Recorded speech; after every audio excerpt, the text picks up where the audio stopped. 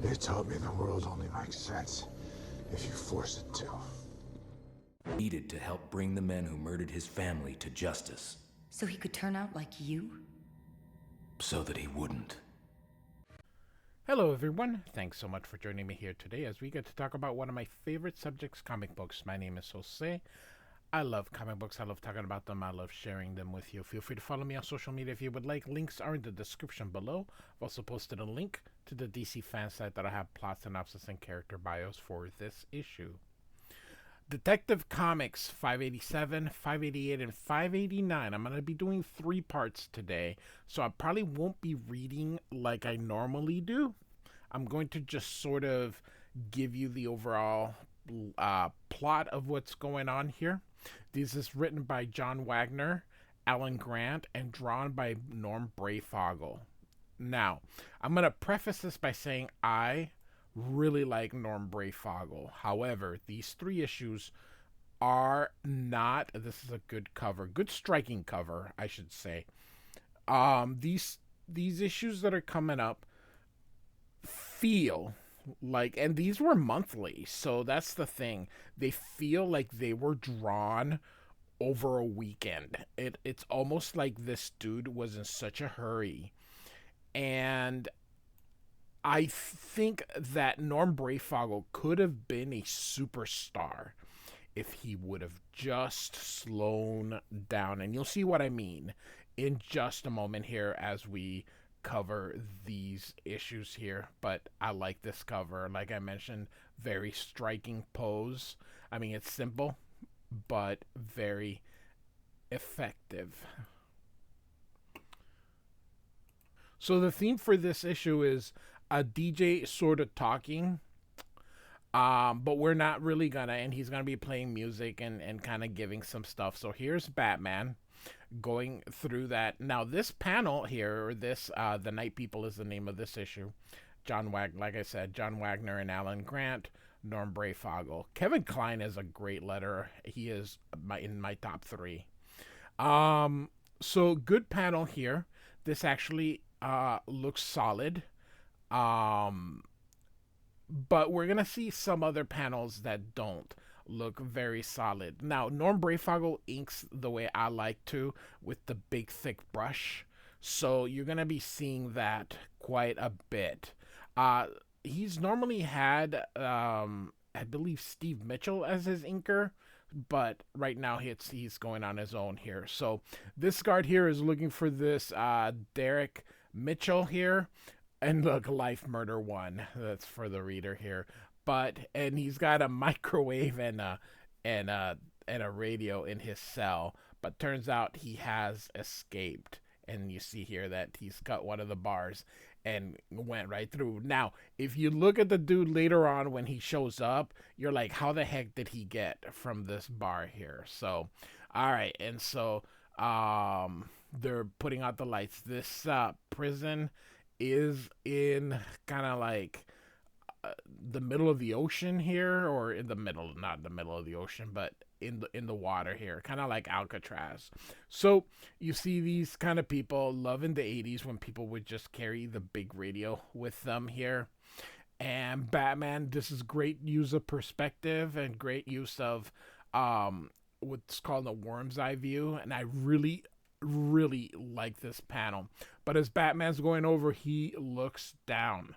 Again, I don't really have a problem with this, but you can see that Norm Breyfogle is going very quick here. He sees this nurse here being robbed, and Batman shows up and disposes of them, and she calls the police here, and she's reporting a mugging, says she's okay, the Batman was there. Now, as you can see here, very minimal detail.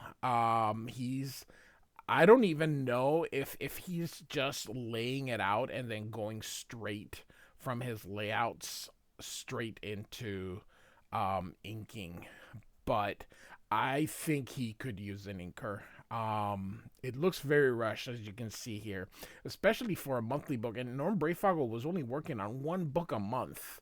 So I don't know. Maybe he just wanted to have 3 weeks off and just hashed everything. Anyway, we see a homeless camp here, and kind of doing homeless thing. They're kind of passing drinks, talking about some of the stuff that's gotten them there.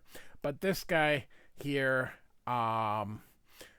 he turns around and behind him is a knife here. Now this won't be revealed until the third issue, but these guys are like, hey, where'd he go? His last name was Rossi. And I like that all orange kind of here, and then suddenly the red blood here, and someone holding the knife here. So here we go. Again, very his layouts are very well done, but for some reason these issues just seem rushed. Does this seem rushed to you? Because it seems and maybe, but when he inks himself, I've seen him do better. That's the thing. I've seen him do better. He just seems like he's going a million miles an hour. Here's a great use of silhouette here.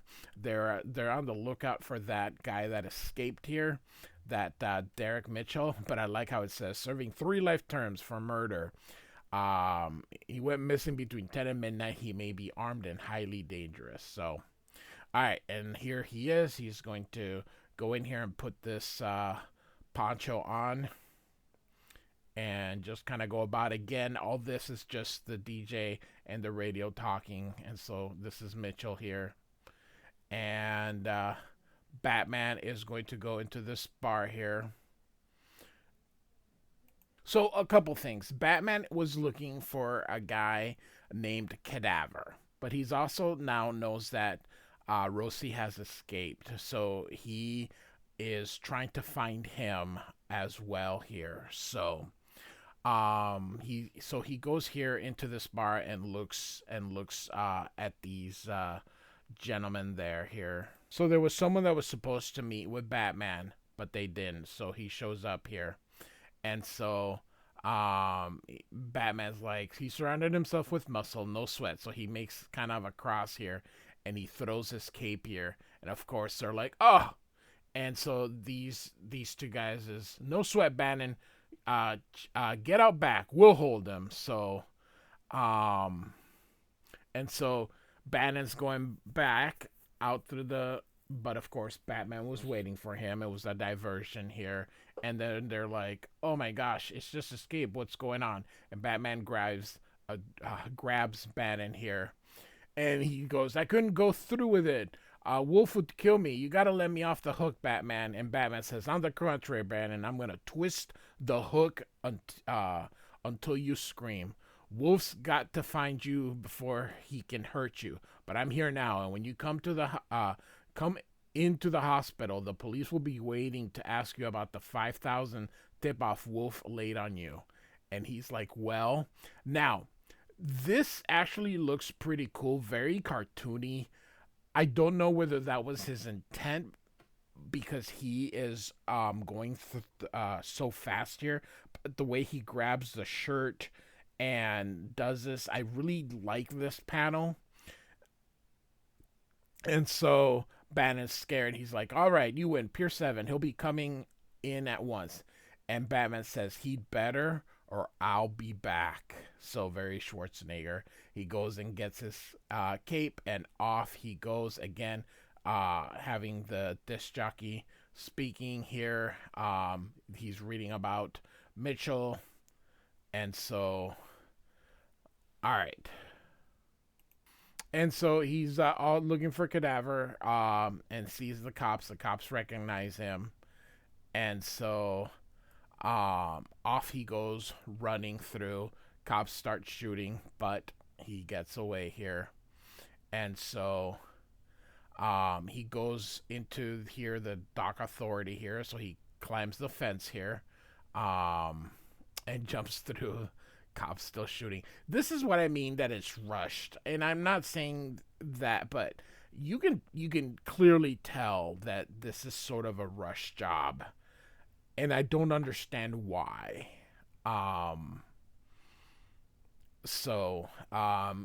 This, if he would have just slowed down a little bit, I think this I think this could have been done better if he would have just slowed down. Look at him. Look at these poses. I mean, my goodness, it's there. Everything he all the traits of an awesome Batman artist are there. I have a huge respect for Norm Breyfogle. Huge. By the way, rest in peace, Norm. So I have mad props for him. I just don't understand why he just didn't slow it down.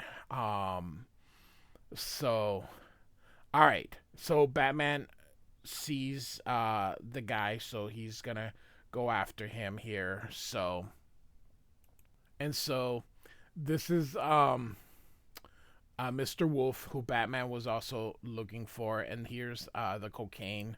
So these are some drug smugglers here, and so the cops are going in, and so Batman's like, "What?" And so the cops, and so he thinks the cops are for them, and so Batman's gonna see what he can do here. And so he grabs this, you can see the crane. Now, this is where I wanted to, we're going to pause in this image here for just a moment. Everything to make this image be incredible is here, but look how rushed this looks. I mean, you would think that he would at least want to be, because this is a big image. Look at that. It takes about half the page. He broke it and put it in the middle.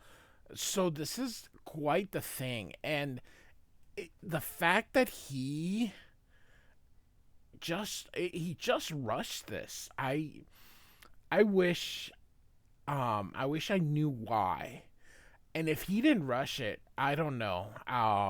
Because I've seen the best of Norm Breyfogle. I've seen him do really good stuff, and it just, I don't know. I don't know. This image could be really, really, really good, but for some reason it just doesn't work. In the way that it's currently constructed. Anyway, all right. And so Batman gets in there to get the smugglers, and they're gonna go after the killer here. And the guy was gonna had the advantage on Batman, but then not this guy. This guy here has the drops on him, but he's like, okay. And Batman just boom. And so he says, "Give me the cocaine." He's like, "Take it, hot shots," and he throws it at Batman. This is actually a good this one right here. And so he grabs it and then jumps in the water.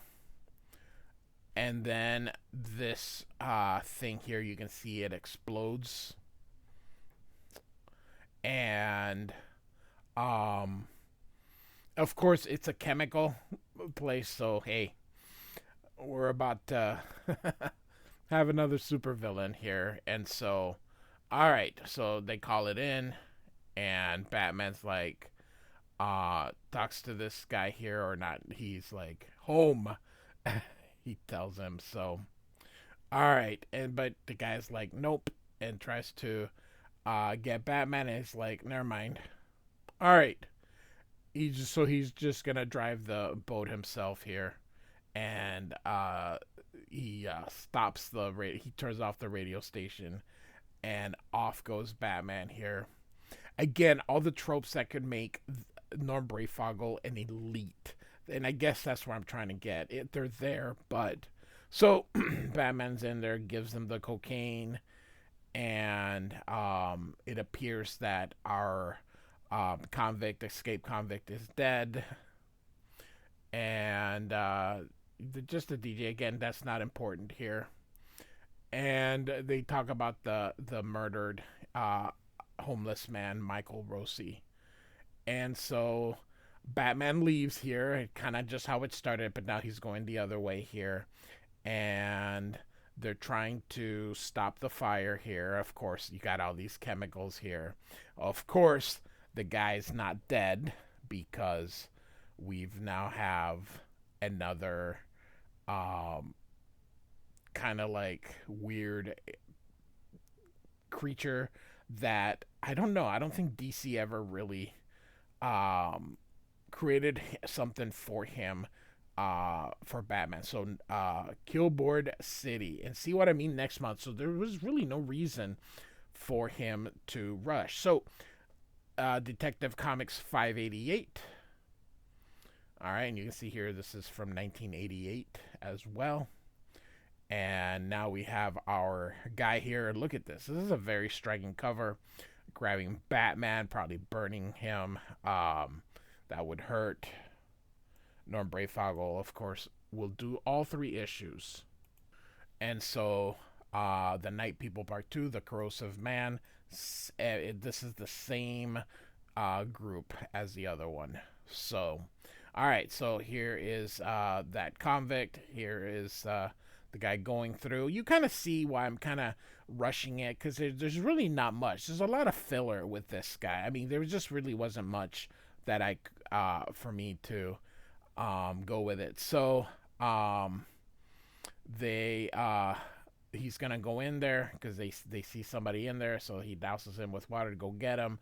And of course, when he grabs him, it hurts. Look at this. It's eating through his everything, his hand. Great stuff here. And he's like, what's happening to me? And he grabs the guy and just, oh, what a painful. He's like, you're burning me. Oh my goodness. Oh, that's just terrible here. And so he's walking through and everyone's like, what the heck? And so he's like, look at me. And of course, cops just shoot, but the bullets just sort of go through. Batman's already like downtown, but he hears the thing. He's like, gunfire. And of course, Batman can tell it's at the docks here where the fire is. Again, the great image. This is by itself is a really good image. If Norm would have just, like I said, slow down. So Batman goes, I better look into it. And nothing's really working here. Look at this. Oh my goodness gracious. Burns the poor guy here. And of course he remembers a little bit, but this poor guy. So he goes and he's like, I'm burning them like acid. And he grabs the gun, which is of course burning it up. And he's like, I can't get this off. And he's like, why am I alive? And then again, another good image. Or decent, like this could be again very iconic, but just so rushed. I mean, look at this hand. It is, it really pains me because this really could be. This guy could have been elite. Todd McFarlane-esque in his way, if he would have just slowed down. So, like I said, Batman shows up here and sees all this here and grabs the hose here, and you can see, let's cool you down a little, pal, he says. So Batman hoses the, would you say creature, the guy, and goes in here. I like the simplicity. It just, here, and it conveys it. I know that but just imagine if this dude, like I said, Todd McFarlane-esque, perhaps we could have seen from Breyfogle. So again, Batman continues to hit it with the hose, and the creature goes through the wall here, and Batman goes after it.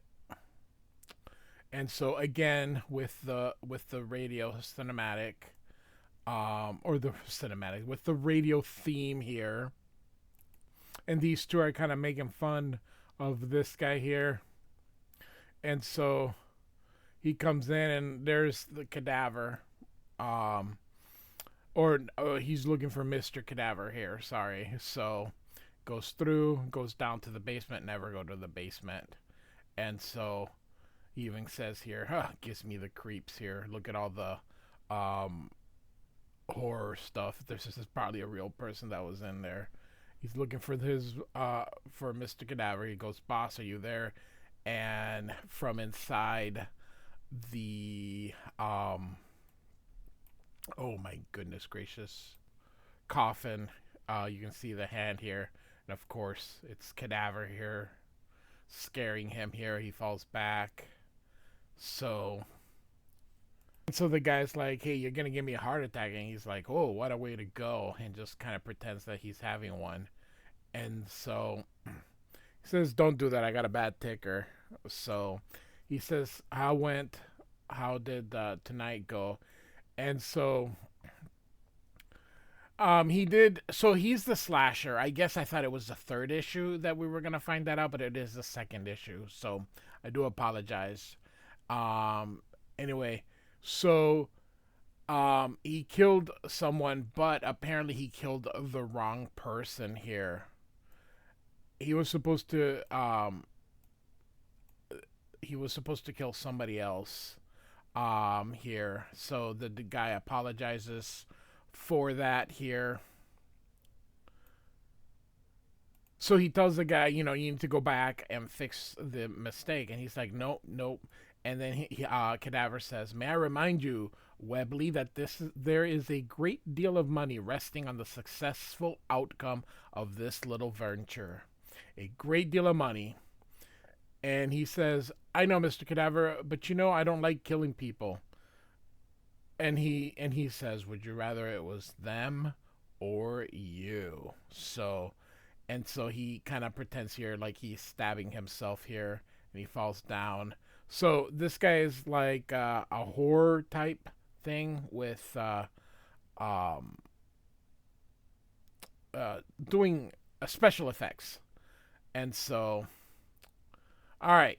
So he says, "Go get it, and this time don't make a mistake." So, all right, Batman's gonna go through here. And so he knows he has to stop this guy, but knows that he can't really touch him. So he sort of kicks him, and he says, "Stay there." And then Batman is fearless, regardless of whatever. I love, there's a reason Batman is so freaking popular. So Batman throws this chain around him. Of course, he starts to dissolve the chain.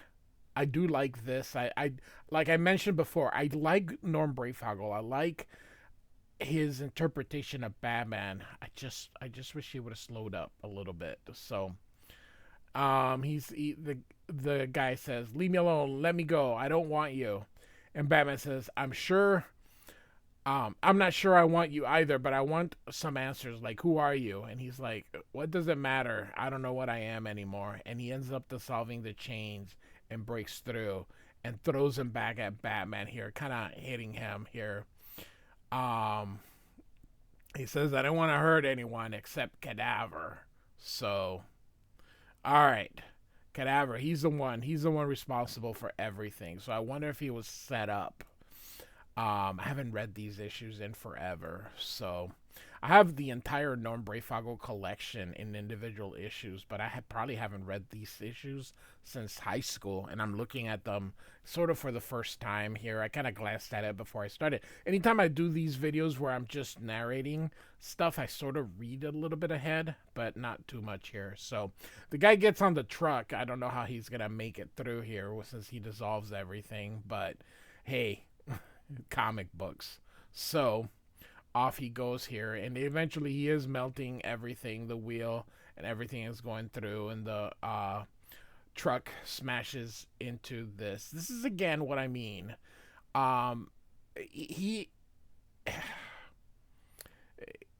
This could have been done better. So, all right. So he gets out. And so he continues walking. I bet you that if he just stood still, he would burn through. But because he's moving, he doesn't have time to really burn things. But here, he keeps saying, "Cadaver, I'm going for you. The corrosive man is going to burn you away." And Batman sort of starts to get up. The cops ask him if he's okay. He says, "I'll survive." And they said, "It got away." And Batman says, whatever he is dangerous. So you can see even the kicks have eaten away through Batman's boots. And so he says he exudes some kind of concentrated acid. So he leaves here. Um, he says, I heard a motor start. He may have transport. I'll start looking. Put out an APB. Tell them to be careful. And so he finally gets there and says, it has to be him. Look at this. I love, like I said, everything is there. Everything that could have made this absolutely amazing was there. So, all right. So Batman thinks here, don't know what I'm going to use to nail this guy down. Better find him first and worry about it afterwards. So again, now the radio station thing, the homeless people there, continuing here again. This part, it's not too important based on the story what they're talking about, but here is that dude now waiting, and so he yells, "Murder, murder! My pal, he's dead, sliced up. It's horrible." And they're like, "Where?" "The courtyard in the back. It's the maniac. He's killed again. The maniac. See, I told you. Wonder who he got. Give me a push, Billy." So off they go, and he grabs this guy. And are you Dalton Walls? And so he goes, "How'd you know?" And of course, he takes out the knife and stabs him. Look at this. Whoa, whoa, whoa. You can see here the McFarlane ticks that he would do here. This is a great panel here. And Batman's going through. He's like, hey, there's some kind of commotion there. Sees this guy falling. And look at this one right here. And Batman goes, you. That's pretty cool here. Look at that. And so we get to the end of the issue here, but look at this panel. Oh my goodness gracious, that is awesome. And so the last issue we're covering today, 589, and you can see that the corrosive man here is has Batman. He's gonna throw him here, the burning pit. Pretty cool cover here. And so we get to the last one. I wanted to shout out Denny O'Neil, the editor. He's the one that really came back after his stint at Marvel. He'd been writing Daredevil, and he'd been writing Iron Man. And he went back to DC as an editor and really and took over Batman and sort of made it in his own image. He's instrumental for bringing Batman to DC, not Batman, Frank Miller to do Batman Year One, and Jim Starlin, and Batman The Dark Knight Returns. So Denny O'Neil, not to mention he was an incredible writer himself. So rest in peace also, Denny O'Neil. So anyway, Batman kicks the guy here, kind of trips over the dude that he ended up killing. Great kick here. LexCorp. So I think he took his time. So Norm Breyfogle is also does the pencils and inks in this, and this one looks like he gave it a little bit more time because it's got a little bit more details here. So trips over this guy here, and he's gonna try to get Batman, but of course an overweight dude isn't gonna get Batman. He kicks out the knife, punches him, and look at this. This is also another great panel here. Norm Breyfogle did this throughout the series, which is why I remember it so fondly. I still do. So and these guys are like Batman caught the maniac, and this guy's code name is California. So all right. And so he's like, he knew my name. He knew. And so they know, of course, that this dude is the killer here, and they want to kill him. And he's like, Batman, please. And Batman says, why not? I've got better things to do than protect your miserable skin. And he's like, please, it wasn't my idea. Mr. Cadaver made me do it. And of course, he remembers Cadaver from the Corrosive Man. So, speaking of the Corrosive Man, this guard is here sitting by this fire, and here comes the Corrosive Man. And he sees him and kind of chokes on it, but he continues walking here. And so, these guys hear something. Look at the steps. They're still the. And so he went through. And so I think he's in his own old apartment or something, but there he is, and he's looking for this book, this address here. And he says, I gotcha. So, and then the book has a story. So I hope he's got a good memory. I know that I couldn't do that here. Of course, he goes through the floor and just continues through everything. I don't know how you could live like this. I just, anyway, so, they're like, here, the Cadaver called this guy in. You can see he, likes, again, dressing up and doing that kind of stuff here. So he says he's expecting some good news. Did you bring the money? And he asks, what is this place? And it's like his little sanctum. And so he sits there. He gets tied up. Do come in. Make yourself comfortable. Sit down. Oh, sorry. Then we go this way, then this way here. And so the guy's now pinned here. And he's like, what's the big idea, Cadaver? Let me out of this. All in good time, Mr. Hobart, he says here. And so $15,000. Good. We'll consider this a down payment. And he says, what are you talking about? This is a double cross. We had an agreement. 10 down, 15 when the job was done. You won't get another cent out of me. I wouldn't wager on that. You see, Mr. Hobart, fond as I am of killing arts, it struck me odd that anyone would pay $20,000 for the death of a down and out. And he goes, hey, so I looked into the matter, and lo and behold, Mr. Hobart, eccentric millionaire, turns back on his fortunes. That's who that guy was here. So he figured it out here. So, and so Cadaver says, we're going to be partners, and I want like $20 million.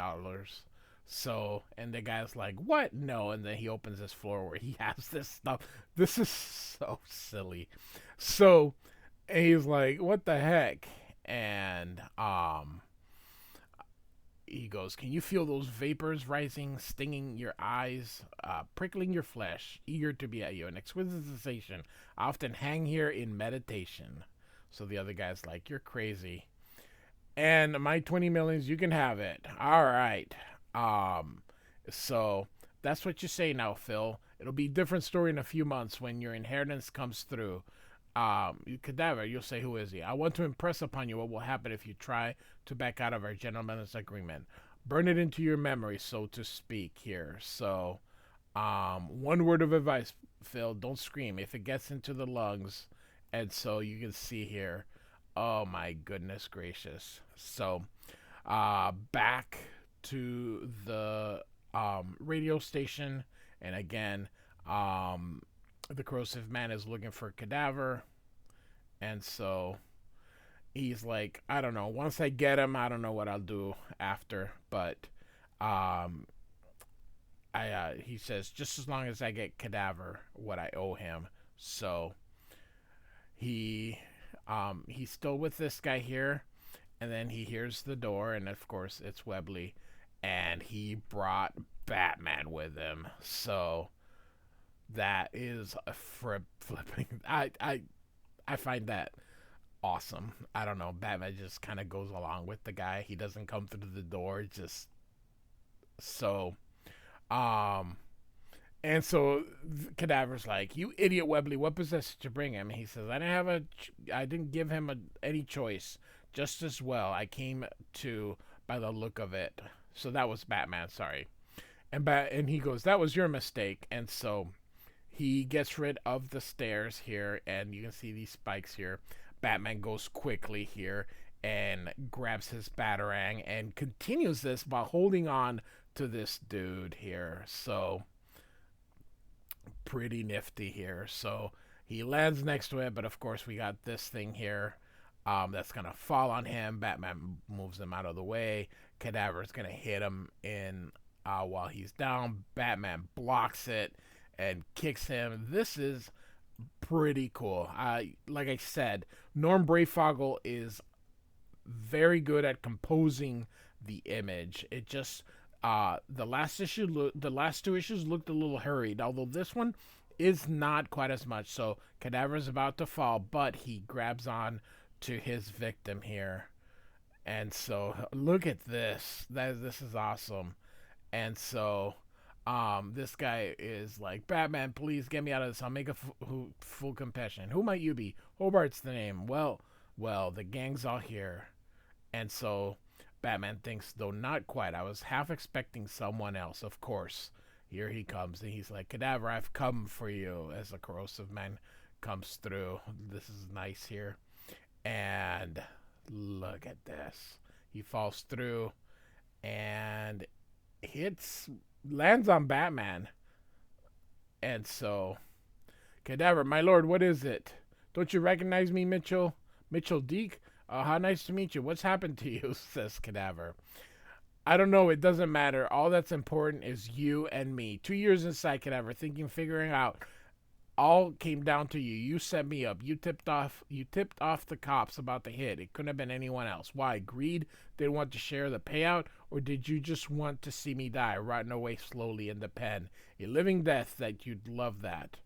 And so, come here. He grabs him by the arm. He's like, you're burning me.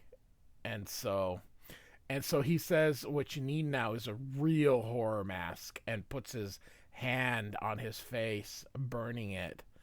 And he's like, what's wrong, Cadaver? I thought you loved pain and death. Or is it only when it's other people's? Well, I've got something special for you. And Batman's like, Mitchell, haven't you had enough? As that thing melts here. And Batman's says, I'm going to have trouble nailing this guy. Which I do too. I'm actually curious because I don't remember what the heck happened. So Batman pushes him and he falls into that pit. Okay, so that's one way to get rid of him. All right. That's cool. Like I mentioned, I haven't read this since high school. And I'm 50 years old, so you can imagine how long it was. So I probably haven't read this since maybe 1990. I know this is from 88, so I probably gave it another read. So what happened? He says, the quick lab must have neutralized the acid in his body. And the guy asks, is he dead? I'll leave that for the police to find out. And so we end with the radio station here. And so he's done with his shift. And he's like, ready for the road? And here comes Batman. And he's like, it's been a long night. Just time to catch a couple of hours of sleep before Bruce Wayne's due at the Cronkite's charity breakfast. So all three stories happen in the same night here. And there was an accident. It looks like this is the guy from the radio station. And Batman stops here. He says, he walked right in front of me. The cat shouldn't have been on the road. And so it was the drug dealer. So look at that. And so let's see here. You don't say. Now there's a coincidence. The driver stoned out his brain on coke. He might have been a customer. So, and Batman kind of pauses when they say his name, and he says, call it poetic justice. So, pretty cool story. I think it was kind of worth telling all three issues at once.